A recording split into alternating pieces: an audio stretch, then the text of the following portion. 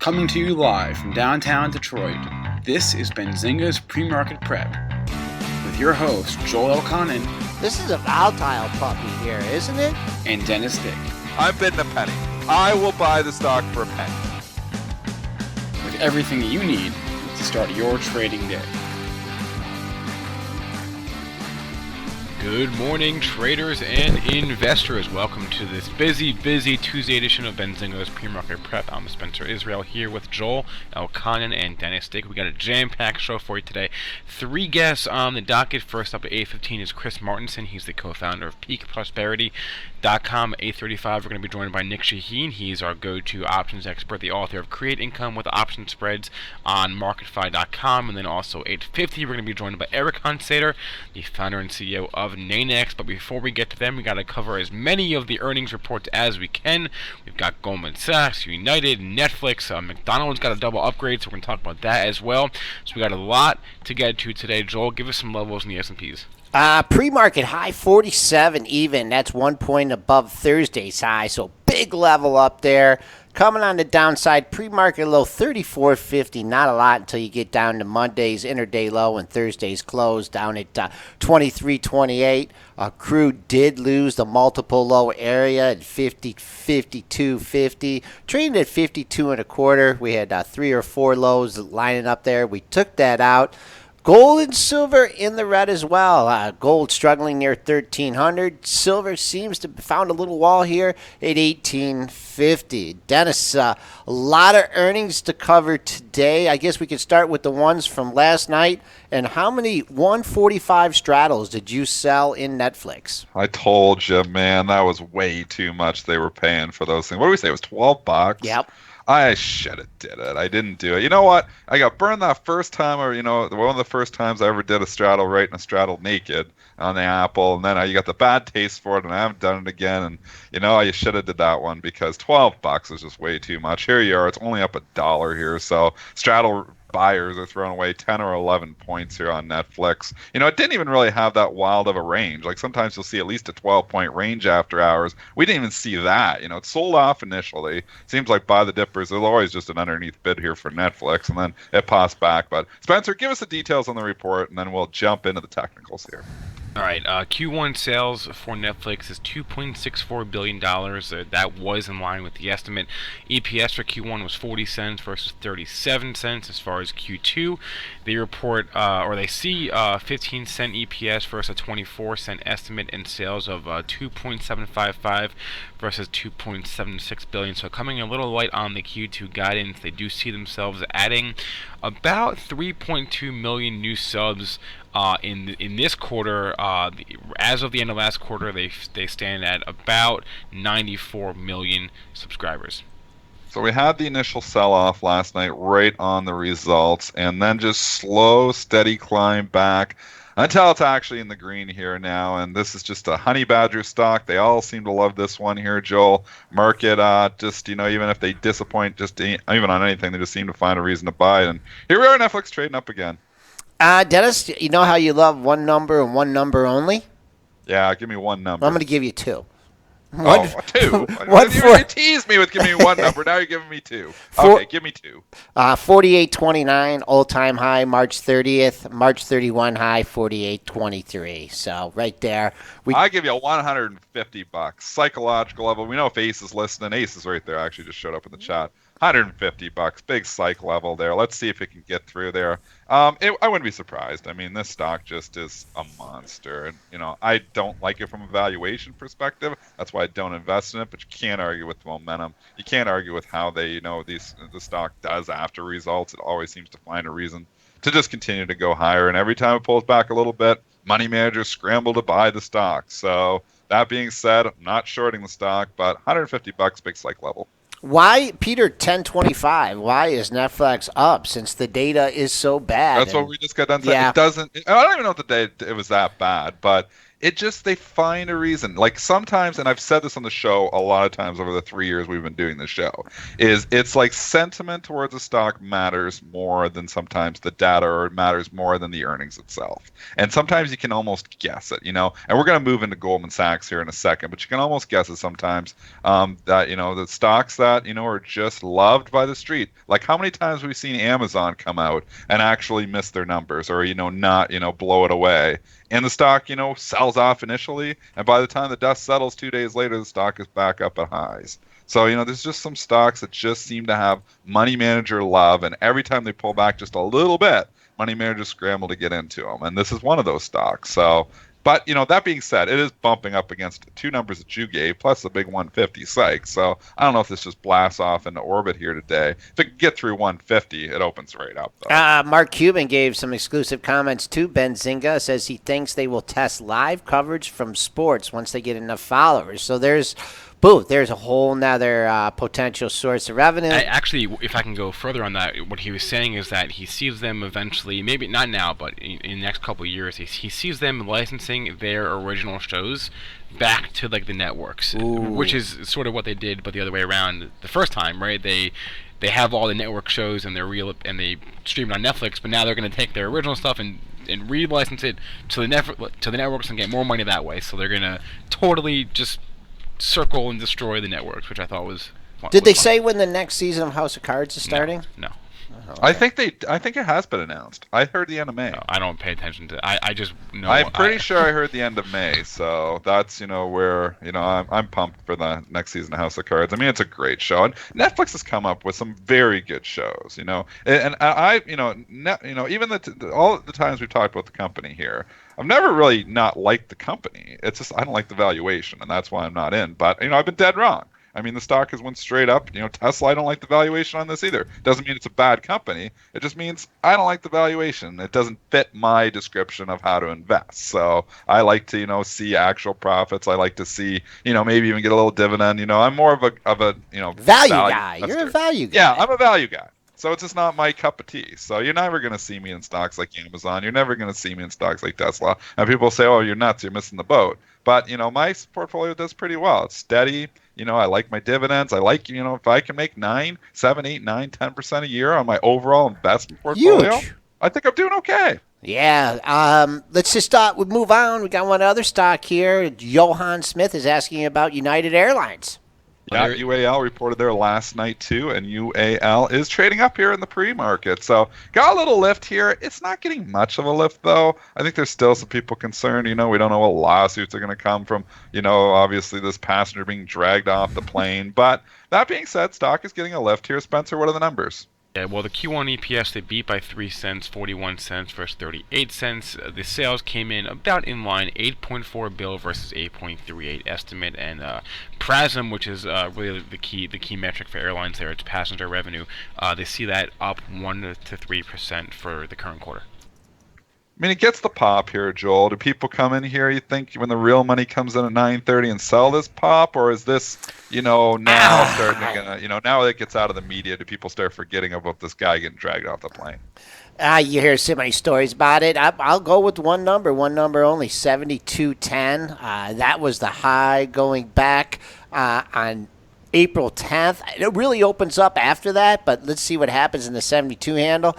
On the downside, the low on the day where the guy was dragged off the plane and beaten was 68.36. So really anywhere in between those two levels it can go. Always on earnings day, I keep an eye on the close of 70.77.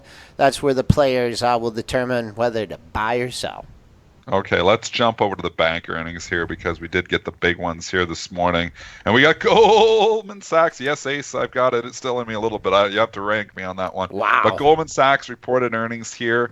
They actually popped it, and then they dropped it. And that's just what I was saying. Sometimes, stocks are in favor. Sometimes they're out of favor. The banks have been out of favor here. We saw this already happen with J.P. Morgan earnings. J.P. Morgan had a pretty good report. They popped it, and then they dropped it. We also saw it with, was it Citi? Citi did the same thing, didn't they, Joel? Yep, Citi. They popped it, They popped it and then they dropped it. So Wells Fargo they just dropped because they didn't like the earnings report on that one. But that sometimes you can take that hint, that tell from the other banks, and sometimes it works. And exact same thing happened here. They popped it and then they dropped it. Spencer, what they report?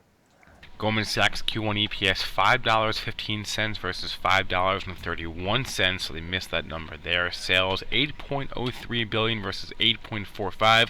They missed that number as well. They did increase their quarterly dividend, however, from 65 cents to 75 cents per share, and they also are doing a buyback of 50 million, an additional 50 million shares to the existing program. Trying to cushion the blow from the miss, but it did pop. It popped right on the initial earnings report. If you look at 7:30, right as it broke, and then they turned around and hit it. So, Street leaning the right way into this one, Dennis. There's sure. no doubt about it. There was trepidation. I mean, the bounce off this when we made that low in the 220 handle, that was very muted. Very, ran into a barrier just above 230. Hard to pick.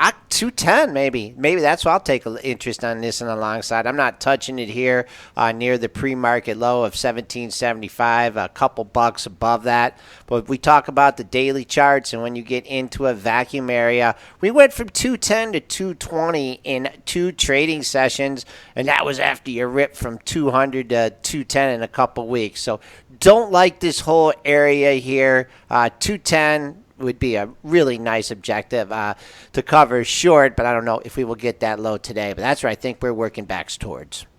Bank of America, BAC also reporting earnings, and this one's just popping. Hasn't had the drop here yet, although it's come off the highs. Spencer, how'd BAC do? Hold on 1 second there. I had to adjust Joel's volume. BAC reported Q1 EPS of 41 cents versus 35 cents. Sales of $22.2 billion versus 21.6. So they beat on the EPS, they beat on the sales, and they're inching higher. Or are they? Joel, what do we got for pre-market high at Bank of America? Because I saw this higher earlier. Yeah, you did. Yeah, you made a pre-market high exactly at 23.20. That's just shy of a couple highs at 23.38, 23.34. I just think all the way up to 23.50. I think you're going to see some big sellers in here. Getting a pop after a big drop. That was the other thing that I was talking with Nick. Some guys are looking at going long Goldman, because it'd been so beat up. But I'm like, if you get any kind of good news, they're going to be sellers because they're caught. And I just think you got overhead supply here. 23.50. I don't think it will trade above that today. I mean, when you get a pullback at 10-15%, it's difficult to just come right back because, like we've said all these times, you do have all that overhead supply. Everybody that's been buying this for the last couple of months is underwater, unless you're Stock Hunter because he's been in since January, so he's up still a little bit. And if you get, a couple other, obviously you're back in November, you're still significantly up in your Bank of America position. But I think it's tough sliding the 23 handle, and I think you're seeing that. It's a pretty good report, but we've already saw Citigroup have a pretty good report. They popped it, dropped it. We saw JP Morgan have a pretty good report. They popped it, dropped it. Goldman Sachs disappointed, so they're just dropping it. But Bank of America here, so they're popping on a pretty good report. Maybe third time's a charm. Maybe it holds. It is holding up not bad considering we had the GS report come out afterwards, and it's still trying to hold on to gains here. It's not that far off the highs of the day. So see what happens at 9:30, but caution, when you're chasing up stocks that, the sector is out of favor right now.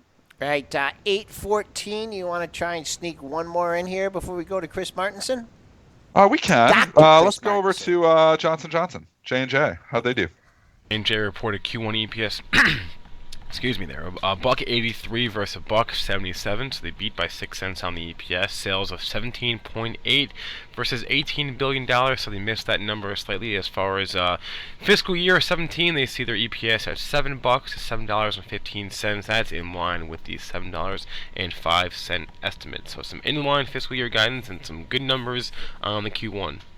Dennis, pulling back a little bit here. What were you going to say? Have you been picking on this stock at all? I know for a couple of years. Yeah. How come? No. You know what? It's valuation here too, and you can say, "Oh well, Johnson & Johnson's always got a higher valuation." It doesn't. That's why it usually never makes it into my investment portfolio. I like them I like the value stocks when they pull down to the PEs in the 12, 13 area. But J&J usually carries a 19 or a 20. It's just a little bit more loved on the street here, and it's had a hell of a run here too now. So even Procter & Gamble, I bought that stock when it pulled back when everybody hated it back at 68, and I ended up getting out and selling it here around 89, which is a little early because it's up here at 91, but But, from valuation perspective, some of these stocks just aren't as cheap as they were before, but that's everything. I mean, I'm a little more cash in my portfolio than I was probably 6 months ago or a year ago because everything has had a pretty hard run here, even some of these defensive stocks. So J&J's had a pretty impressive run too. So it's just a little bit pricey for me, but it is my kind of stock. Keeping an eye on the 124 level, that was your 4-day low. Also going back in the middle of March, coming back on the upside. I think you'll find problems at the former double bottom at just underneath 125. All right, Spencer, we got a guest coming up. We got a guest coming up right now. We're going to go grab Chris Martinson. He's the co-founder of a site called PeakProsperity.com. We're going to ask him about these banking names. He's also going to be able to discuss the metals, oil and gas, and some big pharma stocks. We'll be right back with Mr. Martinson. Whether you're a short-term swing trader or a long-term investor, you need to check out Thinkorswim, brought to you by TD Ameritrade.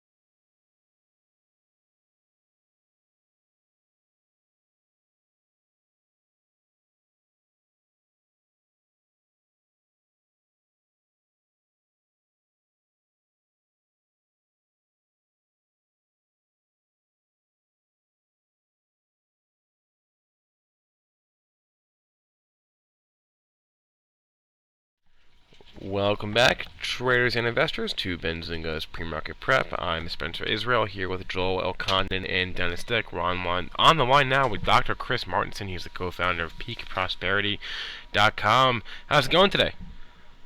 It's going very well, thank you. So tell us a little bit about PeakProsperity.com. It's been a while since we've had you on this show. What exactly do you guys do?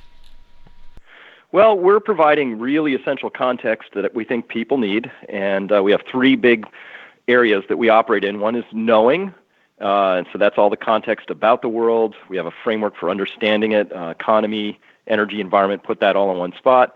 Knowing is no good without doing, so the doing is about the actions individuals can take to, hey, have a better life today, but be more resilient for what might happen in the future. And then the third big area is around being, like how do you live a life of purpose and meaning given the world we live in. Okay, so looking at the market the past few months, and actually now that we're in earnings season, it's sort of our favorite time of the year. So we're getting a lot of volatility in our favorite stocks. And how are you approaching the market at around this time? Well, unfortunately, it's the same approach I've had for a couple of years now, which is cautiously. I'm a big believer in the idea that central bank interventions and money printing are a big component of where we are in both stock and bond universes. And so when we back up, look at actual growth, GDP and earnings growth globally, nationally, those are flatlined, and yet the financial asset prices go higher. I'm pretty cautious at this point. Okay, so is there any area of the market you are bullish on? Well, sure. I actually think that oil and gas is going to be very big going forward. People need to understand that the price of oil and the supply and the demand, you really got to start putting your eye back on supply. I know the market news has been full of saturation. We've got a lot of supply. We're swimming in oil, but about $1.2 trillion of investment was not made in the last 3 years on exploration, discovery, infill drilling, all of that stuff.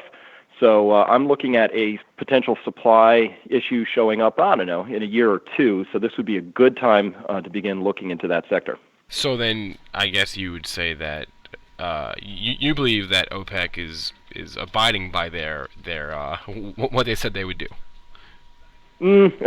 No, I kind of think OPEC is pumping flat out. I think it's in every producer's interest to do as much as they can. I think those little 500,000 barrel cuts are fairly meaningless. When you track the country data, you find that everybody's pretty much pumping flat out. So we'll see. The big wild card in this, of course, is Russia. It's real surprise to see Russia overtake Saudi Arabia as the number one producer and exporter. So can Russia maintain that level of output? I think they've been doing some heroic things to keep it there, get it there. I'm wondering if they can keep it there. Question in our chat about gold. Been on a nice little run there since the end of the year. What are your thoughts on the gold market? I still really like gold. I think gold for me is not an inflation hedge. It's a financial system reset hedge, if you will. In the United States, at least, in India and China, it's always been what it's been, which is a traditional store of value. The import statistics for both those countries are astonishing. We're still having to disgorge a lot of gold from the West.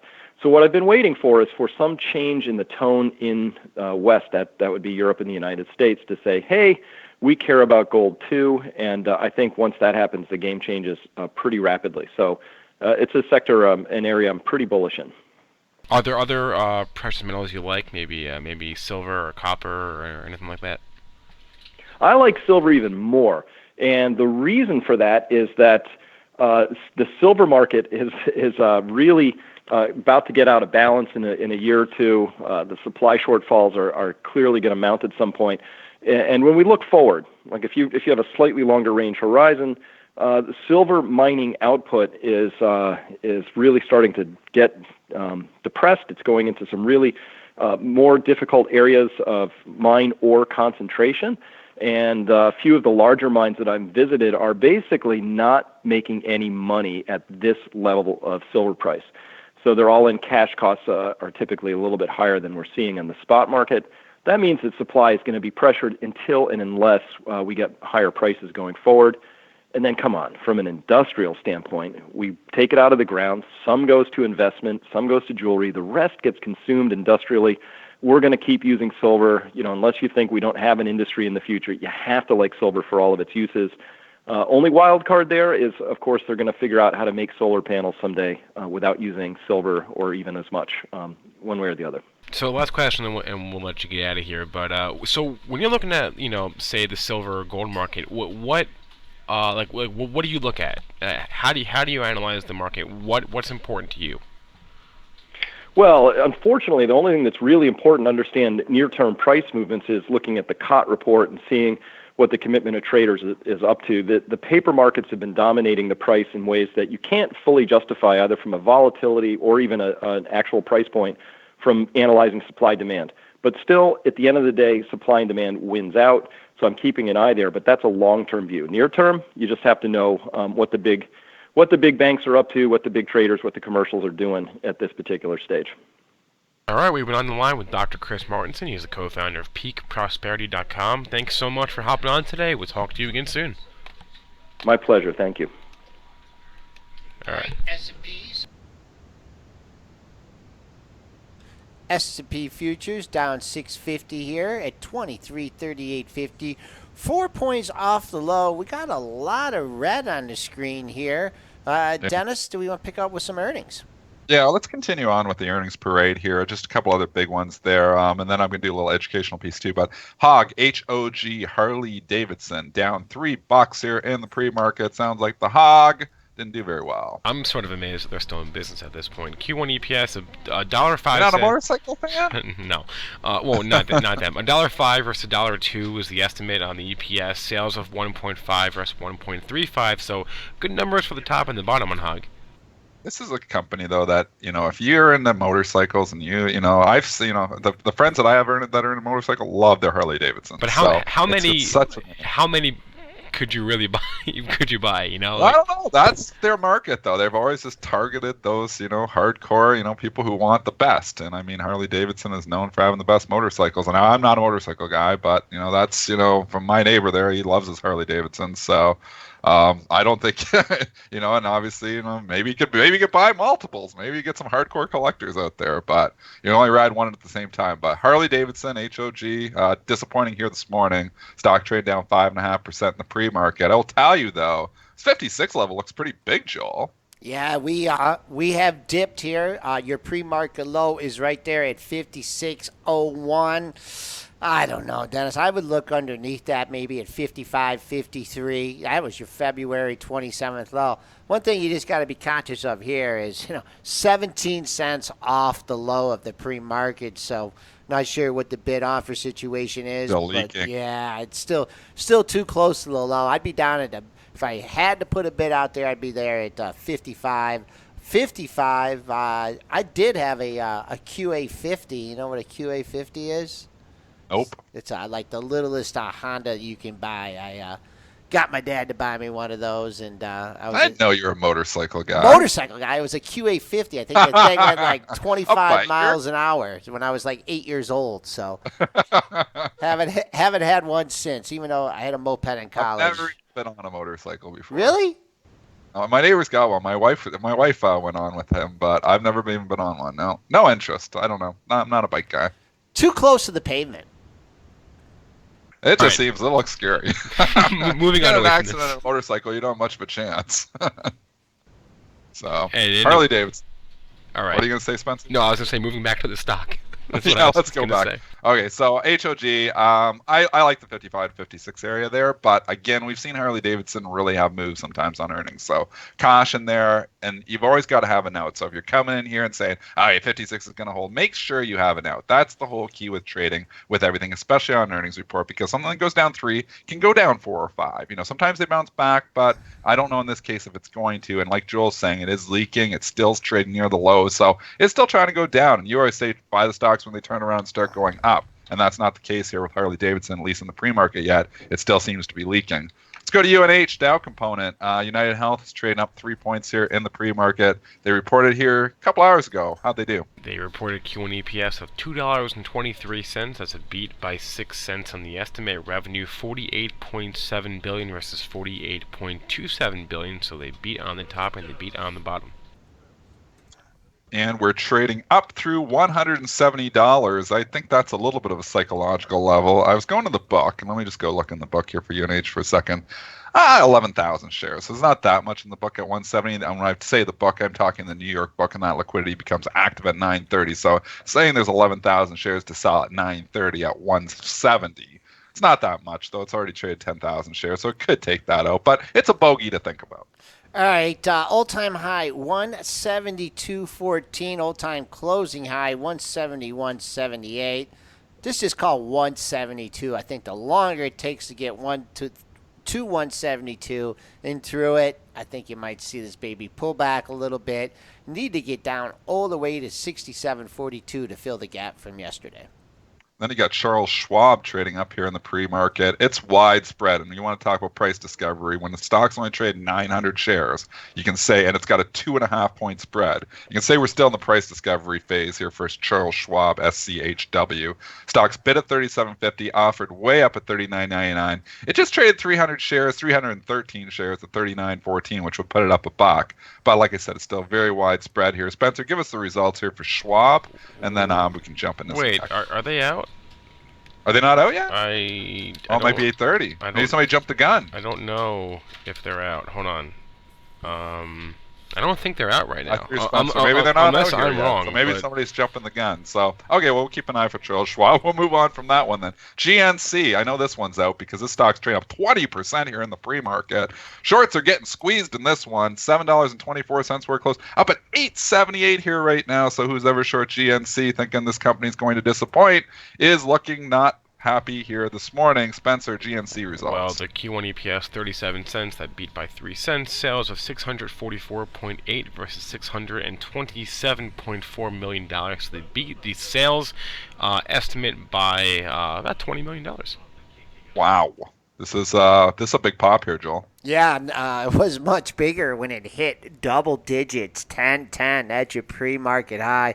We've fallen off $1.20 since then. I don't think you'll see that 10.10 again as you got to $10.10. Yes, sir.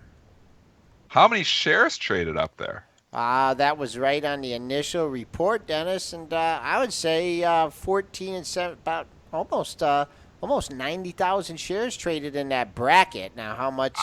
Wow, people get crazy. This is the minute chart, so you could see, it did stair step up there, but double digits, just too much. Trying to form support here at 860. You're telling me you already had the short squeeze right on the initial number on this thing. Now they're reloading.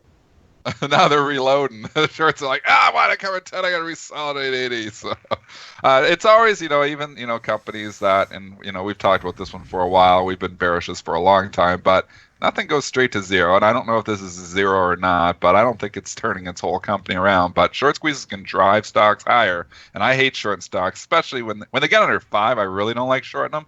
When they get under 10 even, it starts to get, the potential for really popping on short squeezes a lot more. So it's always it's about having meat on the bone. And I know you can say, oh well, there's still 8 points of meat on this bone here if you think the thing is going under, but nothing goes straight to zero even when they're going under. What did that thing have a hefty yield? Do you have that in front of It you? still does, I think. I don't know if they've cut it. I've got 9% dividend on this. I'm not sure if that has been cut. Maybe that's old. Maybe I don't think so. With that. But right now, my software is showing a 9.1% yield. So maybe they haven't cut that dividend yet. They're still hanging on. Yeah. Value investors still hoping that this dividend's going to stay, and maybe it is. But I don't know. The stock was $50 a year and a half ago. Now it's $8. I'm hands off on this one. Okay. Here's the monthly chart. Yeah, it's 60.38. That was back in October of 2013. Slow death march here. Maybe you could break. You do a little trend line here of all these monthly highs. Maybe if you could break out above that. Well, it probably is now where we're trading, but double digits. Let's see if it can even get back up there. B. Trudell notes the 43% short float in the issue. That's the catalyst there to drive it to 10 this morning. Okay, I want to do 3 minutes of just a little educational segment on options, which is going to then lead us into our options expert, Nick Shaheen. And Nick, if you're listening, we'd like your comments on this afterwards as well. So yesterday on the show, I talked about after-hours action. Sometimes you can get executed or you can get exercised on an out-of-the-money option that you've written. After hours. And Lauren from my Twitter account was saying, is that right? She wanted me to clarify this further.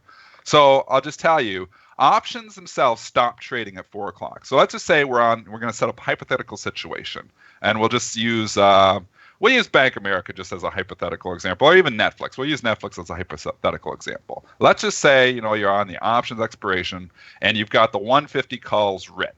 So you wrote the 150 call. Stock closes at 149.5 on Friday. So you're thinking, okay, the options are done. Boom, I'm good. My calls that I've written are going to expire worthless. Let's just say it comes out hypothetically after hours at like 4:05 with some good news, and the stock pops up to like 152, 153 after hours. Believe it or not, your option can still get exercised. So even though you wrote it and it was out of the money at 4 o'clock, because it's now in the money at 4:05. You don't have to, you have until, well, it depends on your broker, so you've got to talk to your broker about this, but the exchange needs to be notified by 5:30. So you have an hour and a half, 90 minutes afterwards of if you want to exercise your option or not. So if the stock's trading up at 152 after hours and you own the 150 call, you can sell short the stock 152, exercise your call, and rack in 2 points. And then the person that's on the other side of the call is saying, what happened? How did I get exercised when the stock closed at 149.50? Well, because the after-hours action took it above the strike price. So there is after-hours risk, at least for 90 minutes afterwards. In some cases, I know I looked at Interactive Brokers. You have to notify by 4:30 at Interactive Brokers because the broker wants some time to notify the exchange as well, so they want to give themselves the time. The exchange needs to know by 5:30. So that's the risk.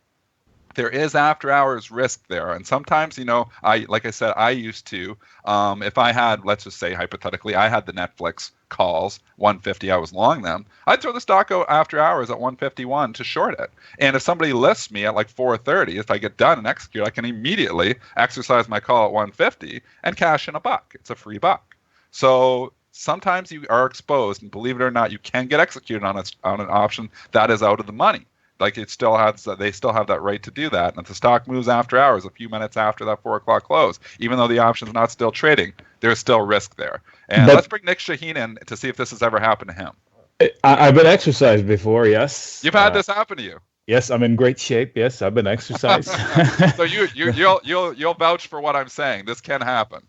Yeah, but I bet it's only when the contract did not expire. So if it was a Friday, I think you used that as an example, or Thursday, and the contract actually expires, I don't think they can do that. Yeah, they can.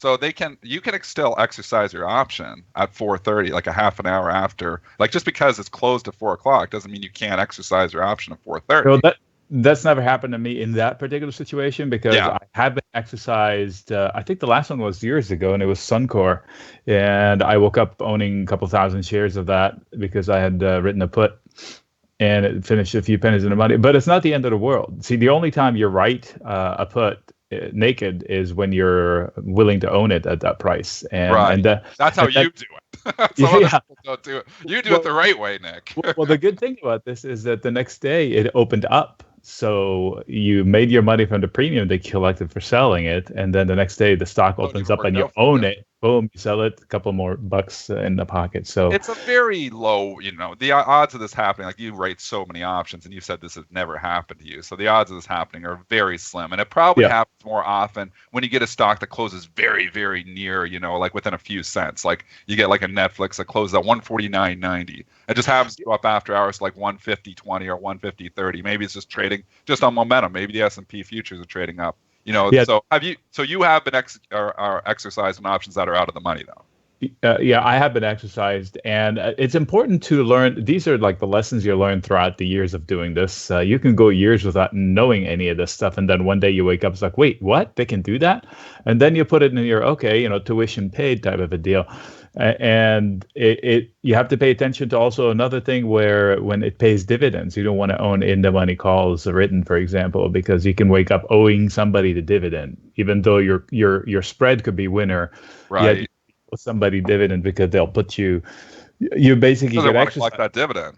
Right, because you borrowed the stock to short it in theory, right? So somebody else owns the dividend, so you have to pay them that because it's kind of like you have to call your broker and know all the rules before you start writing calls and puts because there are nuances in there. But if you go to the CME and you look, you can see, or the CBOE and you look, you can actually see that the time of execution that they need to know by is 5:30. Right. So and a way around this is to use the cash settle tickers. Like there's no such thing like this in the SPX because they settle cash at the ring of the bell.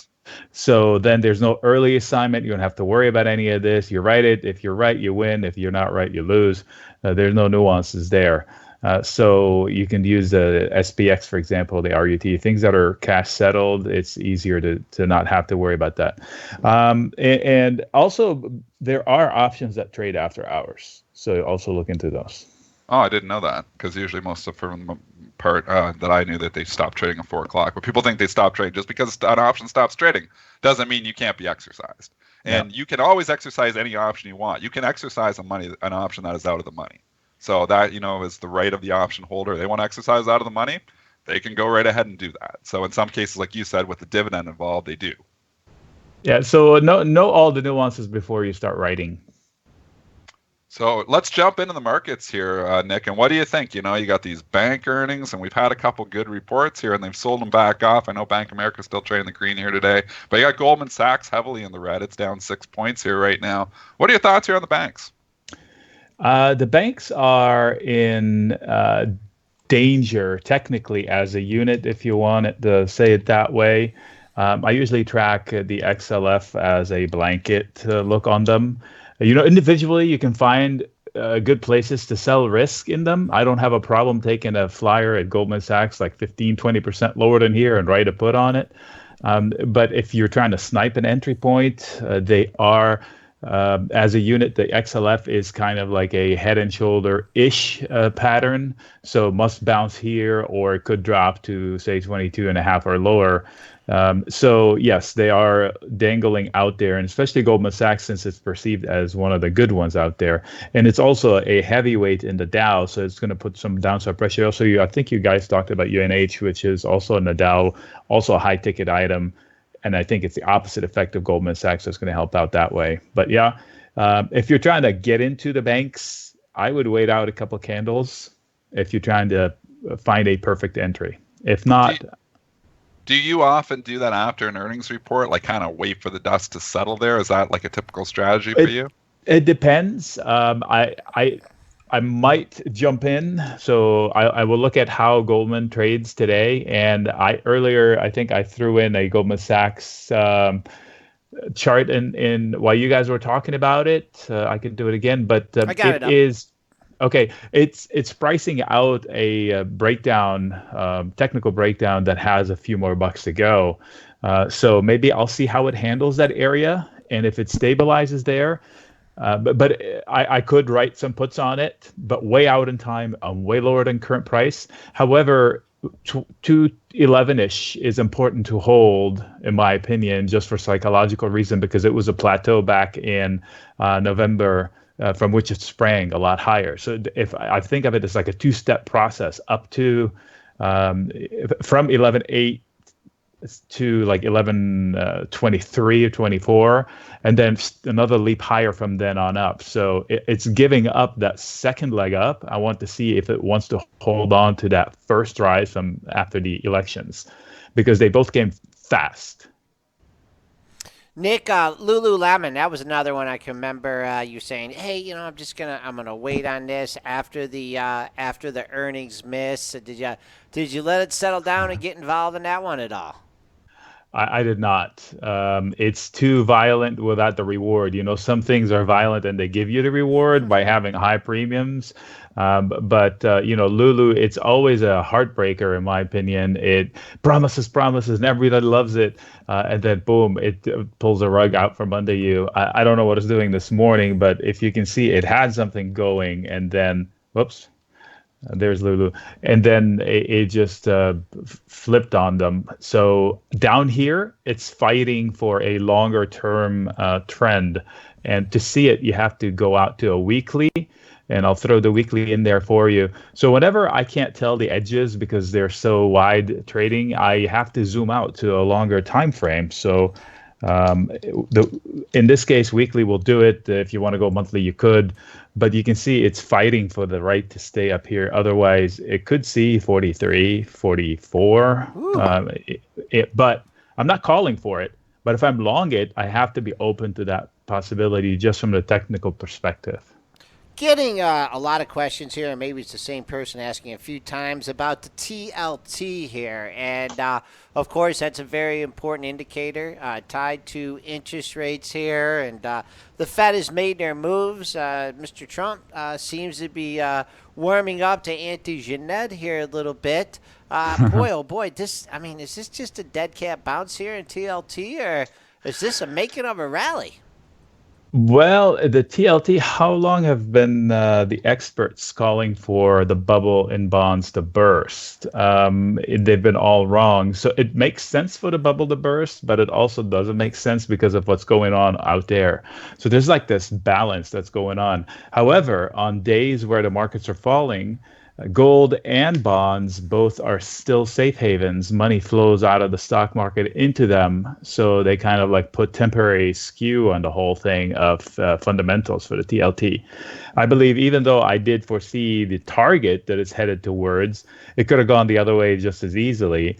But the market uncertainty, the geopolitical uncertainty that we had the last few days decided which direction the TLT is going to go, and rates, it's not a function of, okay, where rates are going, this is where TLT is going. It's like market is scared, the TLT is going to rally, rates are going to drop, the gold's going to rally. So that's what I look at, the TLT price action now. So if I'm looking long into the TLT, I'd wait out.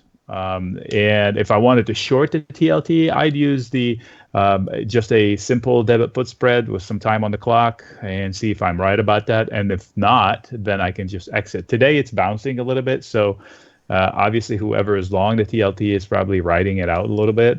It has a little bit more room, technically speaking, but we shall see, as they say. Johan in the chat is asking about volatile stocks with high premiums, and I was like, "You're the kind of guy to ask this. Which stocks do you, pick on because you like rating the premiums there?" Give maybe a couple examples for Johan of looking, to write some high premiums. Obviously riskier, though. Depends on your pocketbook. Priceline is probably the biggest high premium. Risk tolerance. You can sell plus or minus 30% calls and puts, probably over $10. I'm just blindly saying that. Tesla was one. So if you wanted to short it over $400, it still pays gobs and gobs of premium. However, you have to know what you're doing there. I told you I sold an $11 put at $195 in Tesla. So, and I bought it back at under $5. So those are stocks, the Momo stocks, anything that's that moves big time, and anything that's killing the shorts, anything that's killing the longs, those are usually high premium. The higher the ticket, just by factor, there is a higher. Probably the tamest high premium one is Google that I can think of, because it is high priced. And it does offer, say, if you believe in the fundamental in Google and you don't mind buying it here at 855, why not sell a put in the 600 area out, say, to January and collect some premium there? Actually, we've got DC just asking, just at the same time we started talking about Google, she was asking a question about it. So thoughts on Google, will it move sideways and pop again similar to what CMG has done? Pop again, even more than what it is now. Google is one of the winners long term, in my opinion. I am completely entrenched in Google sphere, and technically it's looking strong here. It shook off an area that it needed to shake off. That little rectangle I had that used to be resistance, now it's trying to be support, and so far it has held. Even after the 321 debacle that brought it down to 820 something.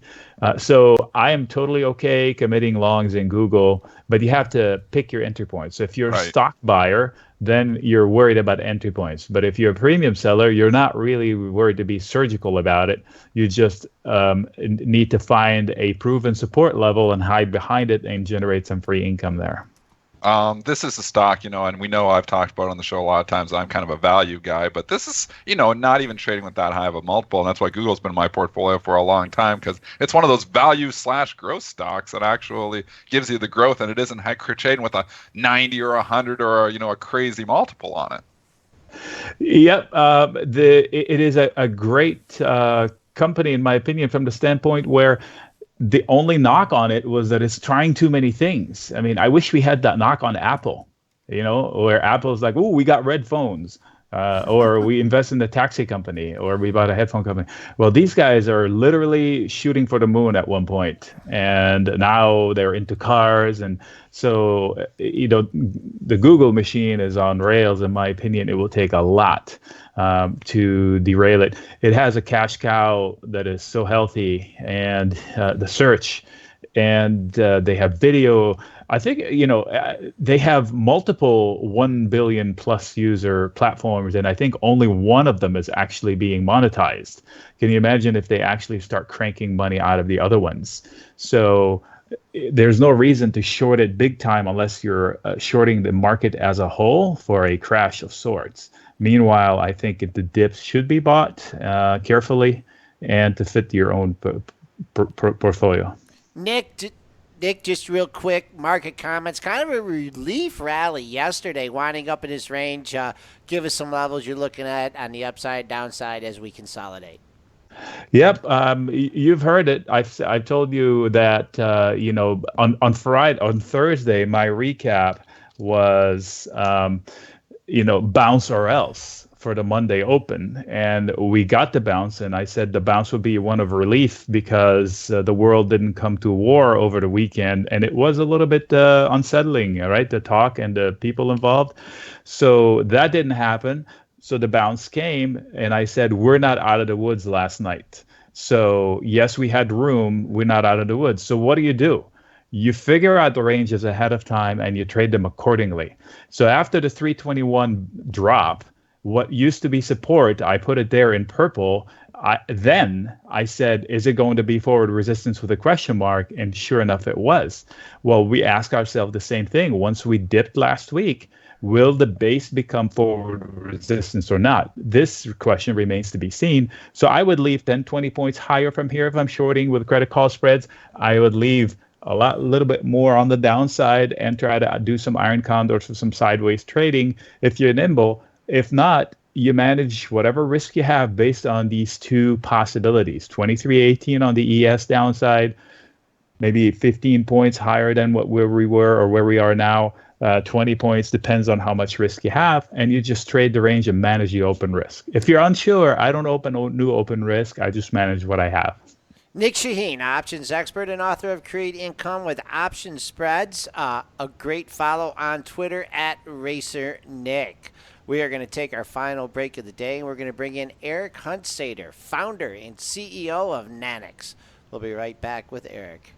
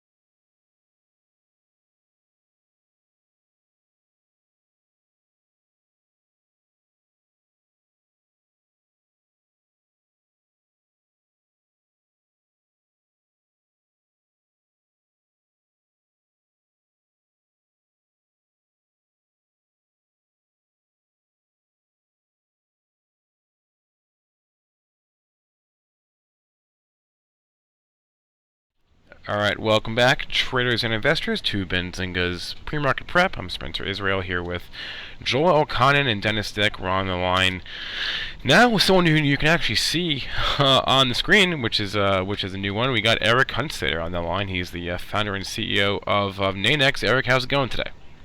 It's good. Thanks for coming on. Propose anything, so we're good. All right, thanks for coming on, and it's cool that we can actually see you. So, okay, I want you to explain this first as simply as you can, because you went on this is complicated, and you went on a bit of a tweet storm yesterday, on an SEC filing from a few weeks ago. Can you just explain simply what you interpreted the filing to say?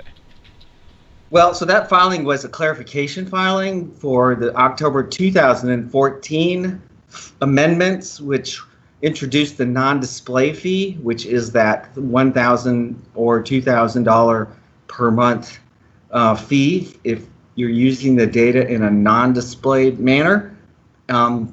We were fine with that 2014 proposal because they had two exemptions that were critical. One was you could do non-display calculations in support of a GUI, or you could create derivatively priced data and display that or not, or do whatever you want downstream, and there was no non-display fee. They took those two exemptions away on March 17th, but not in an obvious way, and you really had to pay attention to see it. So, Eric, what does this mean for the retail investor here? Because we've got a lot of people who are obviously concerned here that their fees are going to be jacked up on them. Like, in which instances are their fees actually going to go up? So I wrote this program called Q Charts back in the mid-'90s, and we ended up getting 10,000 paying subscribers on it, and they all paid a couple bucks a month non-pro in exchange fees.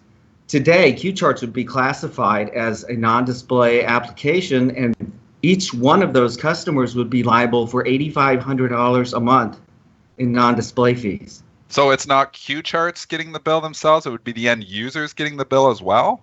Yes, that's correct. Why? Like, and is this was this the intent of this filing here, Eric, or is this just like something that once you read it through here that this can actually that they just didn't do it right? Was this what the intent of this filing is? You can read it as many ways as you want. You can read it with an SEC lawyer next to you.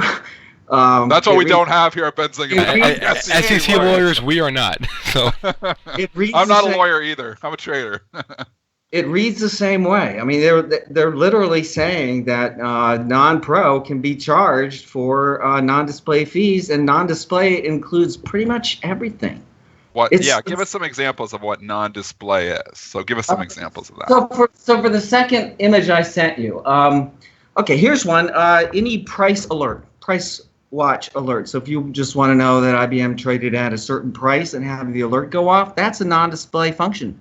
And that's very valuable to you, according to the SEC, to the tune of $8,500 a month. Now, this would still be subjective, though, right? So they're going to be able to pick and choose who's going to have to pay these fees? Well, that's the I hope not. However, in this filing, they specifically say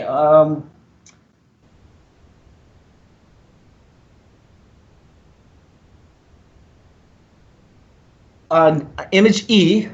Okay.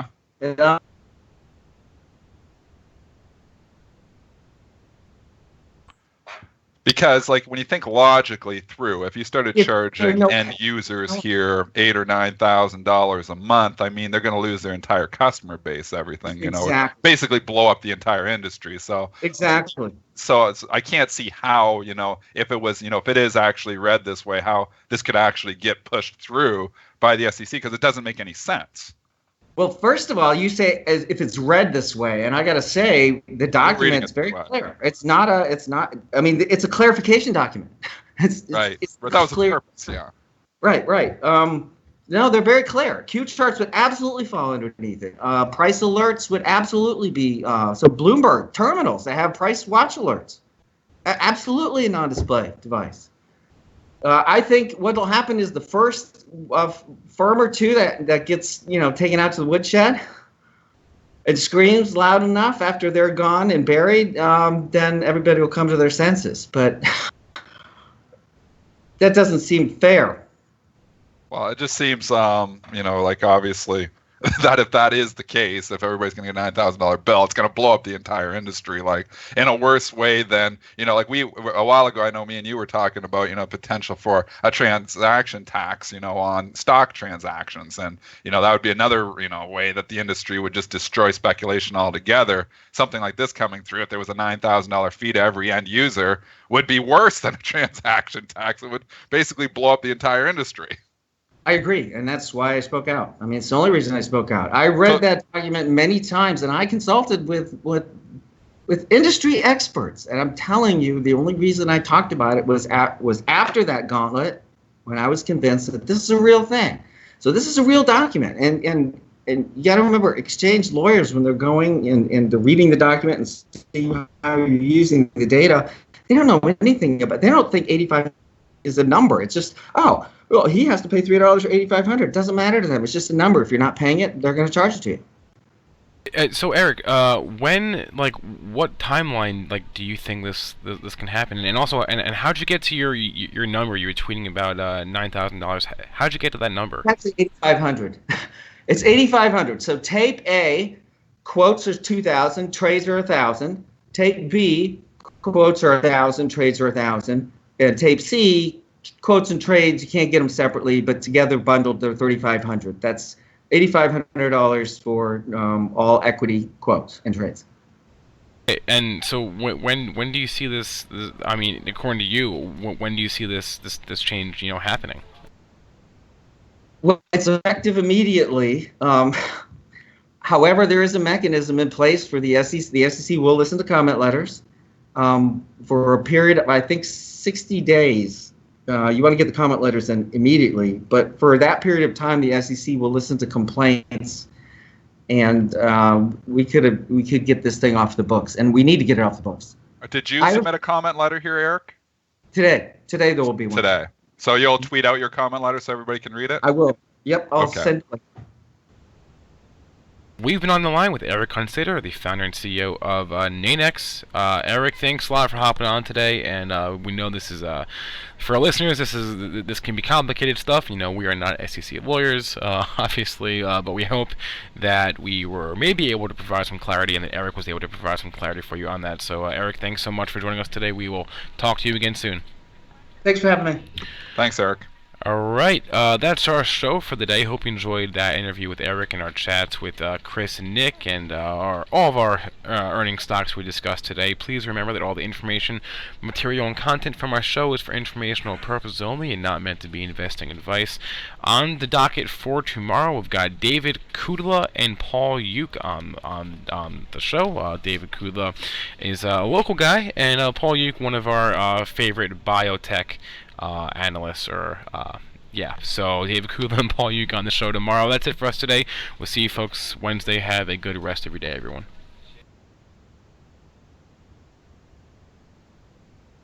Whether you're a short-term swing trader or a long-term investor, you need to check out Thinkorswim, brought to you by TD Ameritrade. There's a reason why Thinkorswim has been named the #1 trading platform, because it has it all. With Thinkorswim, you can trade stocks, options, futures, forex, and virtually every other type of order. Get notifications on mobile devices and interact with other traders in chat rooms. You can also use technical indicators and see the latest investing and trading education in Think Money magazine. If you want to keep up with the markets, you need Thinkorswim. To experience everything Thinkorswim has to offer, open a TD Ameritrade account today.